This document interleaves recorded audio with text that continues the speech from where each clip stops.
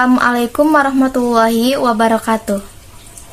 Perkenalkan, nama saya Rima Puji Lestari dengan NIM 3121105117. Saya dari kelas TI 2021 A3. Di sini saya akan menjelaskan materi tentang sistem basis data yang diajukan untuk memenuhi salah satu tugas basis data yang diajar oleh Bapak Dr. Andes Muhtajudin Dani, Eskom Mkom.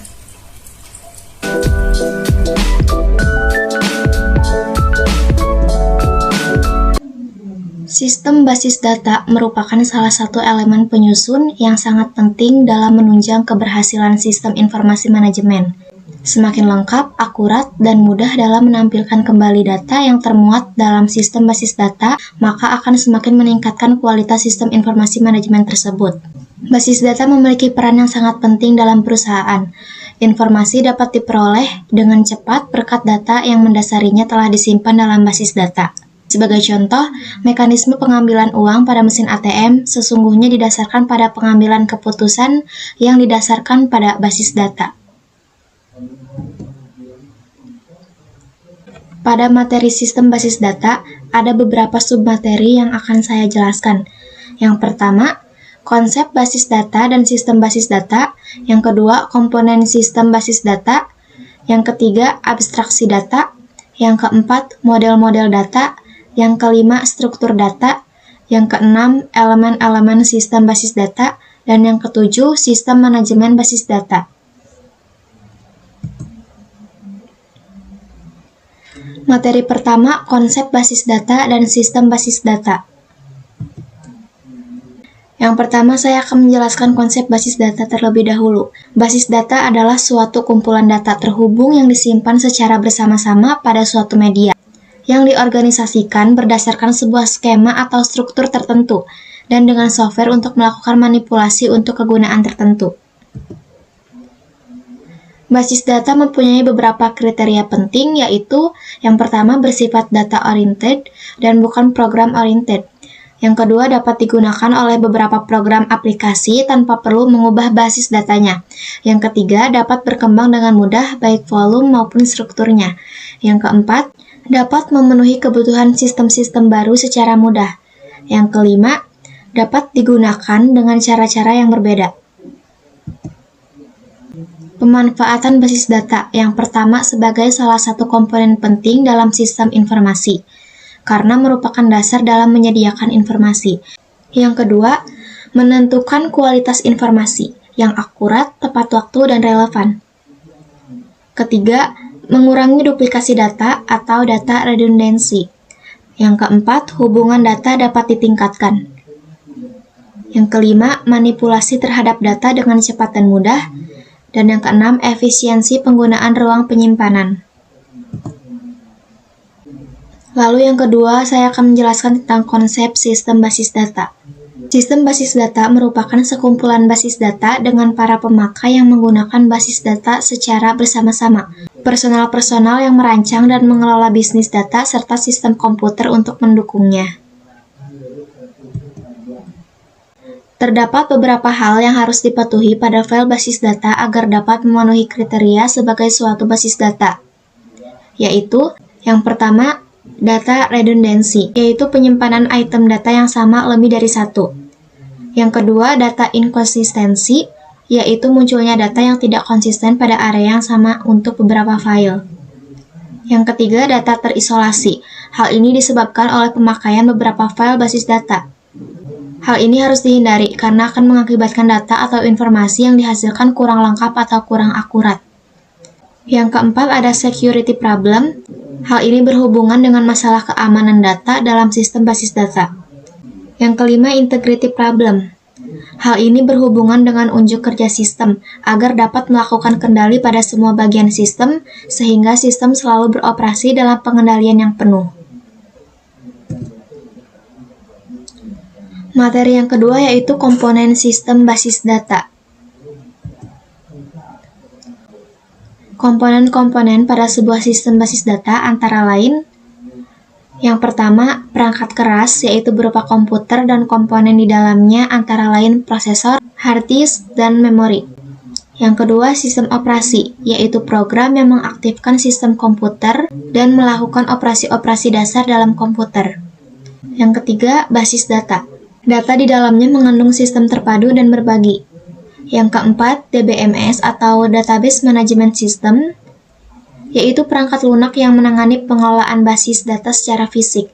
Yang kelima, ada pengguna, dan dibedakan menjadi 3 kategori, yaitu pengguna aplikasi, pengguna interaktif, pemrograman aplikasi, dan administrator basis data. Yang keenam, aplikasi lain yang bersifat opsional tergantung kebutuhan kita. Materi yang ketiga yaitu abstraksi data. Tujuan utama dari sistem basis data adalah untuk menyediakan fasilitas untuk view data secara abstrak bagi penggunanya. Namun, bagaimana sistem menyimpan dan mengelola data tersebut hanya diketahui oleh sistem itu sendiri. Abstraksi data merupakan level dalam bagaimana melihat data dalam sebuah sistem basis data. Ada 3 level dalam abstraksi data. Yang pertama, level fisik, merupakan level terendah pada abstraksi data yang menunjukkan bagaimana sesungguhnya data disimpan. Pada level ini, pemakai melihat data sebagai gabungan dari struktur dan datanya sendiri. Yang kedua, level logik, merupakan level berikutnya pada abstraksi data, menggambarkan data apa yang disimpan pada basis data dan hubungan apa saja yang ada di antara data tersebut. Yang ketiga ada level view, merupakan level tertinggi dari abstraksi data yang hanya menunjukkan sebagian dari basis data. Materi yang keempat yaitu model-model data. Model data merupakan suatu cara untuk menjelaskan bagaimana pemakai dapat melihat data secara logis. Pemakai tidak perlu memperhatikan bagaimana media penyimpanan secara fisik. Ada beberapa model data dalam suatu sistem basis data, yaitu Object-Based Data Model, Record-Based Data Model, dan Physical-Based Data Model. Model-model data yang pertama yaitu Object-Based Data Model, merupakan himpunan data dalam prosedur atau relasi yang menjelaskan hubungan logis antara data dalam suatu basis data berdasarkan pada objek datanya. Object-based data model terbagi menjadi 2 yaitu Entity Relationship Model dan Semantic Model. Entity Relationship Model merupakan suatu model untuk menjelaskan hubungan antar data dalam basis data berdasarkan suatu persepsi bahwa real world terdiri dari objek-objek dasar yang mempunyai hubungan atau relasi antara objek-objek tersebut. Sedangkan untuk semantic model hampir mirip dengan relationship model, di mana relasi antar objek tidak dinyatakan dengan simbol melainkan dengan kata-kata. Di sini ada contoh gambar dari entity relationship model, dan di sebelahnya juga ada arti simbol-simbol yang digunakan pada gambar tersebut. Persegi panjang dapat diartikan sebagai menunjukkan objek dasar, lalu belah ketupat menunjukkan relasi, simbol oval menunjukkan atribut dari objek dasar, dan simbol garis menunjukkan adanya relasi. Ini adalah gambar dari contoh semantic model. Sebagaimana yang sudah dijelaskan tadi, bahwa objek tidak dinyatakan dengan simbol melainkan dengan kata-kata. Arti simbol panah pada gambar menunjukkan adanya relasi, dan simbol garis menunjukkan atribut. Model data yang kedua ada Record-Based Data Model, yang terbagi menjadi 3 bagian yaitu Relational Model, Hierarchical Model, dan Network Model. Relational Model menjelaskan tentang hubungan logik antara data dalam basis data dengan memvisualisasikan ke dalam bentuk tabel yang terdiri dari sejumlah baris dan kolom yang menunjukkan atribut tertentu. Contohnya seperti gambar di sini. Lalu, hierarchical model merupakan model yang menjelaskan tentang hubungan logik antara data dalam basis data dalam bentuk hubungan bertingkat, atau yang disebut hierarki. Elemen-elemen penyusunnya disebut sebagai node, yang berupa rincian data, agregat data, atau record. Ini merupakan contoh gambar hierarchical model. Lalu, record-based data model yang ketiga adalah network model. Seperti halnya pada hierarki model, network model dideskripsikan ke dalam struktur parent dan child. Tetapi sebuah child dalam model ini dapat mempunyai lebih dari satu parent. Ini merupakan contoh gambar dari network model, di mana satu child boleh memiliki dua parent.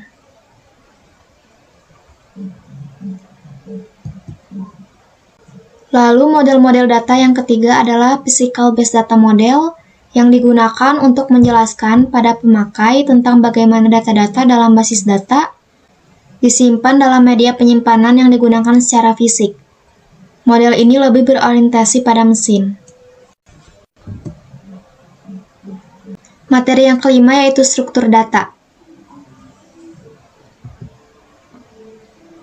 Struktur data merupakan istilah data dalam sistem komputer yang digunakan untuk mengidentifikasi seperangkat karakter tertentu. Dalam sistem ini, data dirancang sedemikian rupa sehingga mewakili masukan yang penting serta memungkinkan untuk dilihat kembali dari tempat penyimpanannya, untuk diproses atau untuk dihasilkan keluarannya. Struktur data yang utama terdiri dari 4 unsur, yaitu field, record, file, dan database. Struktur data yang pertama, satu file. Umumnya terdiri dari beberapa unsur data atau field. Yang dimaksud dengan unsur data adalah sekelompok karakter yang menggambarkan satu atribut data tertentu. Misalnya nama mahasiswa, nomor induk mahasiswa, mata kuliah yang diambil, dan sebagainya. Lalu struktur data yang kedua, record. Record merupakan beberapa unsur data yang dikelompokkan secara logis. Misalnya yang berkaitan dengan objek data tertentu. Misalnya ketiga unsur data ada nama mahasiswa, nomor induk mahasiswa, mata kuliah yang diambil, lalu digabungkan, maka terbentuklah satu record. Struktur data yang keempat adalah file, yang merupakan sekelompok record yang berkaitan. Misalnya seluruh catatan mengenai masing-masing mahasiswa dapat dikelompokkan menjadi satu file daftar nilai akhir. Struktur data yang keempat adalah database. Merupakan sekelompok file yang disimpan bersama untuk digunakan oleh beberapa aplikasi. Sekelompok file ini biasanya merupakan file induk yang diintegrasikan ke dalam database untuk mengurangi duplikasi data dan untuk dapat digunakan oleh beberapa program aplikasi. Materi yang keenam yaitu elemen-elemen sistem basis data. Elemen-elemen sistem basis data ada 4. Yang pertama, basis data. Elemen ini disebut juga sebagai koleksi data atau pusaka data, yang merupakan sekumpulan dari bermacam-macam tipe record yang mempunyai hubungan antar record, agregat data, dan rinci data terhadap suatu objek tertentu. Elemen sistem basis data yang kedua adalah software. Software yang digunakan dalam suatu basis data terdiri dari 2 macam, yaitu Database Management System atau DBMS, dan Database Application Software atau DBAS. Elemen sistem basis data yang ketiga ada hardware. Hardware dalam suatu sistem basis data mempunyai komponen-komponen utama yang berupa CPU, Central Processing Unit, dan unit penyimpanan atau storage unit. Elemen sistem basis data yang keempat yaitu brainware. Brainware atau manusia merupakan elemen penting pada sistem basis data. Tipe orang yang menggunakan sistem basis data adalah berbeda-beda dan mempunyai kebutuhan yang berbeda-beda pula. Materi yang ketujuh yaitu sistem manajemen basis data. Yang dimaksud dengan sistem manajemen basis data atau Database Management System atau DBMS adalah suatu perangkat lunak atau program yang mengorganisasikan, mengkategorikan, menyimpan dan menampilkan kembali, serta memelihara data di dalam basis data yang memungkinkan bagi beberapa pemakai untuk mengakses data yang disimpan dalam basis data tersebut secara bersama-sama dengan menggunakan beberapa aplikasi. Beberapa fungsi yang dapat dilakukan oleh DBMS, yang pertama adalah menyortir record sesuai dengan urutan atau petunjuk key tertentu yang dikehendaki pemakainya. Yang kedua, untuk melihat record tertentu saja yang dikehendaki oleh pemakainya tanpa menampilkan isi file. Yang ketiga, untuk menghitung jumlah record yang memenuhi kriteria tertentu. Misalnya jumlah mahasiswa yang memiliki IP 3 atau lebih. Yang keempat, untuk melakukan perhitungan. misalnya menghitung IP kumulatif mahasiswa yang sudah menyelesaikan perkuliahan. Dan yang kelima, untuk menggabungkan beberapa file menjadi informasi yang berguna bagi pemakainya. Tujuan DBMS yang pertama adalah untuk memperoleh informasi yang bermanfaat dari data yang ada dalam database tersebut. Yang kedua, mempermudah penciptaan struktur data. Yang ketiga, meringankan pekerjaan pemrogram dalam menangani file yang rumit. Yang keempat, mempermudah pemakai dan pemrogram dari pekerjaan memahami di mana dan bagaimana data sebenarnya disimpan. Yang kelima, memberikan pemahaman pada para pemakai bahwa data adalah sumber daya yang harus dikelola dengan baik. Dan yang keenam, untuk meningkatkan efisiensi dan menghemat biaya serta meningkatkan produktivitas pemrogram aplikasi dan para pemakai. Dengan digunakannya DBMS untuk mengorganisasi, mengkategorisasikan, menyimpan dan menampilkan kembali serta memelihara data di dalam database, maka manajemen dapat memperoleh kebaikan DBMS sebagai berikut. Yang pertama, DBMS menimbulkan adanya independensi data. Sebab jika data tidak independen, maka setiap format record yang diubah akan mengakibatkan setiap program yang mengakses file tersebut harus pula diubah. Yang kedua, DBMS mempermudah pengaksesan data. Yang ketiga, DBMS mengurangi data ganda atau data redundancy dengan cara menghilangkan unsur-unsur data yang sama. Yang keempat, ketergantungan pada data dan program dapat dikurangi dengan cara memisahkan aspek fisik dan logik dari data. Yang kelima, biaya pengembangan dan pemeliharaan program dapat dikurangi secara material. Dan yang keenam, keamanan dan kerahasiaan dapat dikendalikan. Cukup sekian materi yang bisa saya jelaskan, kurang lebihnya mohon maaf. Wassalamualaikum warahmatullahi wabarakatuh.